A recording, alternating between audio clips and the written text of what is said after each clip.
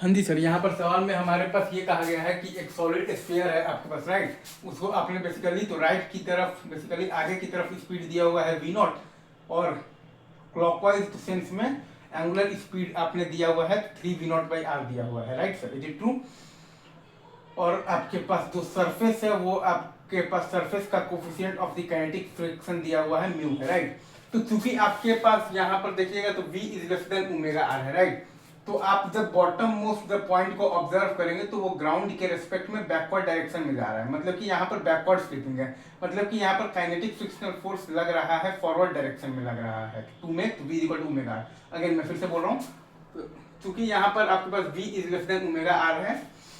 तो आप ये जब बॉटम मोस्ट पॉइंट को देखिएगा तो ये बेसिकली तो ग्राउंड के रेस्पेक्ट में बैकवर्ड डायरेक्शन में जा रहा है, मतलब कि यहाँ पर बैकवर्ड स्लिपिंग है, मतलब कि यहाँ पर काइनेटिक फ्रिक्शनल फोर्स लगेगा फॉरवर्ड डायरेक्शन में लगेगा टू मेक तो v is equal to omega, right. तो चूंकि काइनेटिक फ्रिक्शन फोर्स जो है वो आपका पास कर रहा है पॉइंट P से, मतलब कि काइनेटिक फ्रिक्शन फोर्स का टॉर्क जो है वो आपका पॉइंट P के अबाउट 0 है, मतलब कि आप बेसिकली पॉइंट P के अबाउट आप लगा सकते हैं एंगुलर मोमेंटम कंजर्वेशन लगा सकते हैं, right sir, is it true. तो वही एंगुलर मोमेंटम जब कंजर्वेशन आप जब लगाइएगा तो आपके पास बेसिकली जो इक्वेशन आएगा वो ये आएगा कि m तो v नॉट आर और प्लस आ जाएगा आपके पास 2/5 mr² इंटू बेसिकली आपके पास यहाँ पर आ जाएगा क्या आ जाएगा 3v नॉट और बाई आर आ जाएगा, right sir, is it true. और ये इज इक्वल टू,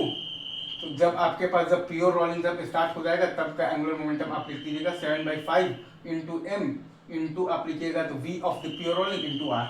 तो यहाँ से आपके पास आ जाएगा v of the pure rolling का वैल्यू आ जाएगा 11v0/7 और आपके पास omega of the pure rolling का वैल्यू आपके पास आ जाएगा 11v0/7r, ठीक है। तो चूंकि यहाँ पर हो क्या रहा है कि चूंकि यहाँ पर v is less than omega r है,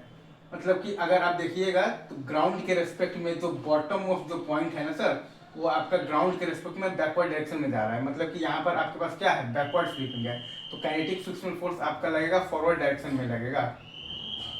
टू मेक तो v is equal to omega, right. तो v at any time t आपके पास आ जाएगा v नॉट और प्लस आ जाएगा आपके पास म्यू जी टी, और ये बराबर होगा बेसिकली आपके पास omega at any time t आपके पास है basically initial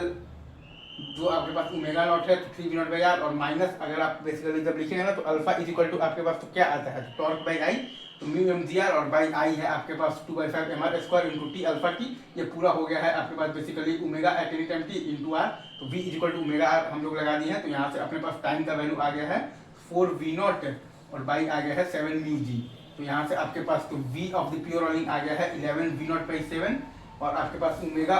of the pure rolling आ गया है 11v0/7r। अब अगर आपसे कोई बोल दे कि आप बता दीजिए work done by the kinetic frictional force, तो वर्क एनर्जी थ्योरम लगा देंगे, तो वो आपके पास आ जाएगा 7/10 इंटू एम इंटू मतलब कि वो आपके पास आ जाएगा 7/10 इंटू एम इंटू तो v of the pure rolling का होल स्क्वायर, मतलब कि 121/49 इंटू आ जाएगा v0²। अगर मैं फिर से बोल रहा हूँ तो वो आपके पास आ जाएगा 7/10 इंटू एम इंटू तो v of the pure rolling का होल स्क्वायर, मतलब कि 121/49 इंटू आ जाएगा आपके पास तो v0² और माइनस आपके पास इनिशियल जो काइनेटिक एनर्जी है वो आ जाएगा हाफ एम तो v0 मतलब कि स्क्वायर और फिर आ जाएगा आपके पास तो बेसिकली प्लस हाफ और आई है यहाँ पर आपके पास लिखा हुआ है बेसिकली क्या लिखा हुआ है 2/5 mr² इंटू आपके पास इनिशियल जो ओमेगा नॉट आपके पास जो दिया हुआ है तो 3v0/r का होल स्क्वायर। तो ये आप वर्क एनर्जी थ्योरम लगाकर आप निकाल सकते हैं work done by the kinetic frictional force भी आप निकाल सकते हैं। आई गेस ये बहुत आसान है, आपको अच्छे से समझ में आ गया होगा, छाप लीजिए और इन्जॉय करते रहिए और कोई टेंशन नहीं लेना, सब पूरा सिलेबस होगा, मजा आएगा।